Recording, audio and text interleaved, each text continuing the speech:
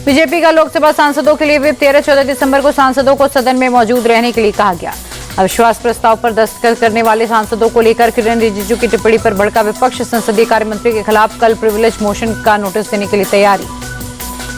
कल संसद में किरण रिजिजू के दिए बयान को लेकर प्रिविलेज मोशन की तैयारी है। रिजिजू ने कहा था जिन्होंने नो कॉन्फिडेंस मोशन के नोटिस पर हस्ताक्षर किए वो सदन में बैठने के लायक नहीं है। कल से 2 दिन तक लोकसभा में संविधान पर चर्चा, 12 घंटे का समय तय। रक्षा मंत्री राजनाथ सिंह करेंगे चर्चा की शुरुआत। 16 और 17 दिसंबर को राज्यसभा में संविधान पर चर्चा, ऊपरी सदन में अमित शाह करेंगे चर्चा की शुरुआत। एक देश एक चुनाव बिल को कैबिनेट की मंजूरी। इस सत्र में आ सकता है one nation one election bill.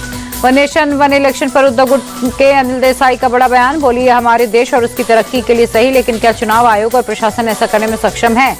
RJD सांसद मनोज झा बोले हमने one nation one election bill के डिटेल्स नहीं देखे। देश को इस समय सबसे ज्यादा जरूरत एक राष्ट्र एक रोजगार नीति की।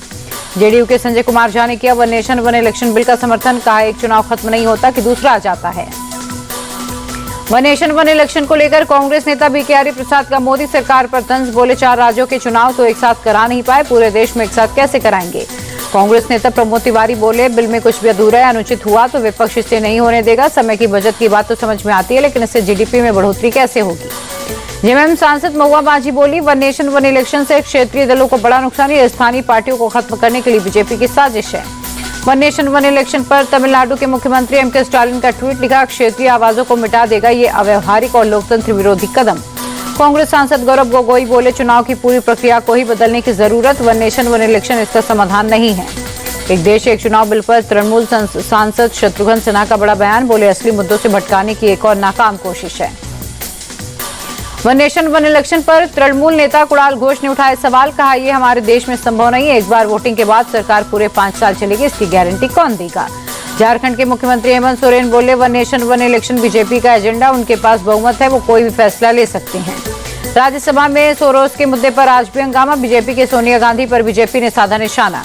जेपी नड्डा बोले सोनिया गांधी का सोरोस से क्या कनेक्शन है? कांग्रेस को संवैधानिक संस्थाओं पर भरोसा नहीं। राज्यसभा में विपक्ष पर हमलावर हुए जेपी नड्डा। बोले संसदीय परंपराओं पर विपक्ष को भरोसा नहीं। जेपी नड्डा बोले खड़गे ने सभापति पर आपत्तिजनक टिप्पणी की, चेयरमैन को चेयरलीडर कहा था। लोकसभा में भी जॉर्ज सोरोस पर हंगामा। बीजेपी सांसद निशिकांत दुबे बोले राहुल गांधी और सोरोस का क्या लिंक है ये बताएं। संसद परिसर में सोनिया गांधी और सोरोस के पोस्टर लेकर पहुंचे गिरिराज सिंह। पोस्टर पर लिखा सोरोस से तेरा क्या रिश्ता, सोनिया जवाब दें। अडानी मुद्दे पर संसद परिसर के बाहर विपक्ष का हंगामा। कांग्रेस सांसद प्रियंका गांधी भी प्रदर्शन में शामिल हुई। बीजेपी सांसद निशिकांत दुबे के घर एनएसयूआई का प्रोटेस्ट। एनएसयूआई कार्यकर्ताओं ने निशिकांत को भेंट किया गुलाब। निशिकांत दुबे ने प्रदर्शन कर रहे कार्यकर्ताओं को खिलाई मिठाई। निशिकांत बोले सोरोस मुद्दे पर मेरी आवाज दबाई जा रही। संसद में हंगामे को लेकर बोले टीएमसी सांसद सुदीप बंदोपाध्याय। बोले बीजेपी और कांग्रेस नहीं चाहती संसद चले, केंद्र सरकार पश्चिम बंगाल सरकार को फंड नहीं दे रही। सपा सांसद जियाउर रहमान बर्क को अवैध निर्माण के चलते नोटिस। नक्शा स्वीकृत कराए बिना मकान का निर्माण कराने पर मिला नोटिस। सड़क हादसों पर केंद्रीय परिवहन मंत्री नितिन गडकरी का बड़ा बयान। बोले दुनिया में सड़क हादसों को लेकर सबसे खराब रिकॉर्ड हमारा। देश में एक्सीडेंट कम होने के बजाय और बढ़े हैं। जब भी विदेश में सड़क हादसों को लेकर बात होती है मैं अपना मुंह छिपाने की कोशिश करता हूं। लोकसभा में सड़क हादसों पर चर्चा के दौरान बोले गडकरी। हाथरस के पीड़ित परिवार से मुलाकात के बाद राहुल गांधी का ट्वीट लिखा, आज भी डर के साए में जी रहा परिवार, उनके साथ अपराधियों जैसा व्यवहार।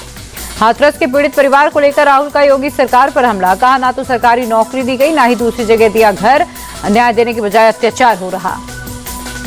प्लेसेस ऑफ वर्शिप एक्ट पर सुप्रीम कोर्ट का सुनवाई से इंकार। चीफ जस्टिस बोले जब तक केंद्र सरकार जवाब दाखिल नहीं करती तब तक सुनवाई नहीं। चीफ जस्टिस बोले इस मामले में केंद्र सरकार का पक्ष जानना जरूरी। सॉलिसिटर जनरल का जवाब, केंद्र सरकार जल्द जवाब दाखिल करेगी। 4 हफ्ते में केंद्र सरकार को सुप्रीम कोर्ट में दाखिल करना होगा जवाब। सुनवाई के दौरान नई याचिकाओं पर रोक। दिल्ली विधानसभा चुनाव को लेकर चुनाव आयोग ने की बैठक। दिल्ली के चुनाव अधिकारी और सभी प्रशासनिक अधिकारी मीटिंग में हुए शामिल। चुनाव से पहले दिल्ली में महिलाओं के लिए केजरीवाल का बड़ा ऐलान। बोले हर महीने महिलाओं के खाते में आएंगे 1000 रुपए। महिला सम्मान योजना पर दिल्ली कैबिनेट की मुहर। योजना आज से लागू, कल से होगा रजिस्ट्रेशन। केजरीवाल बोले मैं जो ठान लेता हूं वो पूरा करके रहता हूं। बीजेपी कहती है केजरीवाल फ्री की रेवड़ी बांटता है, मुझे पता है पैसे कहां से आएंगे। केजरीवाल का महिलाओं से वादा, चुनाव जीतने के बाद हर महीने देंगे 21 रुपए। ये सम्मान महिलाओं का अधिकार है। घुसपैठियों के खिलाफ दिल्ली पुलिस के स्पेशल ड्राइव। कालिंदी कुंज में अवैध बांग्लादेशियों की तलाश की। दिल्ली पुलिस ने कालिंदी कुंज में बांग्लादेशियों के आधार कार्ड और दस्तावेजों की जांच की। पंजाब हरियाणा शंभू बॉर्डर पर किसानों का प्रदर्शन जारी। अपनी मांगों को लेकर सरकार के सामने अड़े किसान।